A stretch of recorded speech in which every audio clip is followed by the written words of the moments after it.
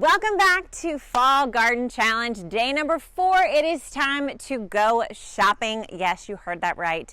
You finally have an excuse to go buy some plants. Actually, you could buy plants, but first we're going to buy seeds. So we've made our planting plan. We know the plants that we're prioritizing for the fall garden. So it's time to order seeds for those plants, and the sooner the better. So what you want to do is, if you're growing leaves or roots, you're going to order seeds for those plants, leaves and roots. Unless you're growing something like potatoes, you're going to need to order some seed potatoes. Perhaps if you're doing some garlic, you're going to need to order some garlic cloves or garlic bulbs. But everything else that's a leaf or a root, we need to order seeds. Now, if you've got fruit on your planting plans, then you're only going to order seeds for the plants that are either cucumber, squash, zucchini, or beans. They either are in the bean family or the gourd family. All the other plants that are fruiting plants in the warm season, i.e. tomatoes, peppers, those you want to buy plants, not seeds. Fast forward over to the cool season plants. Again, we're going to order all the seeds we need for leaves and roots. So all of our leafy greens, our root crops like carrots, radishes, and beets, those are all going to be seeds that we order.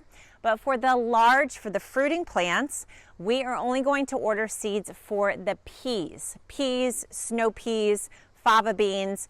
Anything in the bean family we'll order seeds for, but things like kale, broccoli, cauliflower, kohlrabi, any of those types of fruiting plants, we're going to buy plants for them instead. So why the discretion between buying seeds versus buying plants? Well, it's because of the duration, how long these things take, right?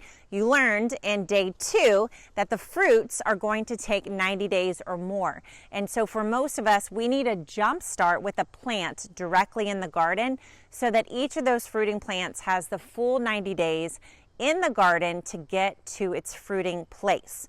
Otherwise, if we start directly with a seed in the garden of broccoli or cauliflower, by the time it finally sprouts and starts to grow into a plant, the cool season may be over.